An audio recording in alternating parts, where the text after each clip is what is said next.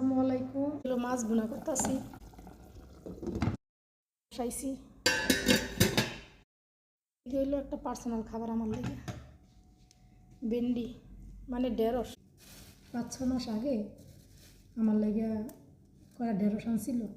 তো তো আমি আর সব খাইনি, কয়টা ডিবে রেখে দিছিলাম। মাঝে মাঝে খাইতে মন চাইলে আর কি কয়টা বার করে রাখি। আজকে কয়টা ছিল, ওই কয়টা আজকে বাজি করে এসে যে শুধু খাবার মিস করি তা না, অনেক কিছু মিস করতেছি। বাপ মার ভালোবাসা, ভাই বোনের ভালোবাসা, আত্মীয় স্বজনের ভালোবাসা, খাবার, প্রতিটা জিনিসই মিস করি। আসলে এই কষ্টগুলো কারা বুঝবো জানেন? যারা মনে করেন আমার মতন প্রবাসে থাকে, তারা ছাড়া আর আল্লাহ ছাড়া আর কেউরে বোঝানো যাবে না এই কষ্টগুলো। এটা যে একটা কী পরিমাণ ত্যাগ, এই এই কষ্টটা কেউ বুঝবো না। আজকে 2 দিন ধরে আবার গলা ব্যথা করতেছে, গলা ব্যথায় বুক করতে পারি না। এই কারণে খুব মানে ভালো করে কথা কইতে পারতেছি না। তো কালকে আবার কটা মহিষ ছিল। তো এই বাসায় তো মনে করেন সবাই চাকরি করে, সবসময় বাজার করতে পারে না। তো মাঝে মাঝে বাজার করে তুলি, এমন সিস্টেম করে তুই যেমন নষ্ট না হয়, অনেক দিন খাওয়া যায়। তো রান্না প্রায় কাছায় আইছি।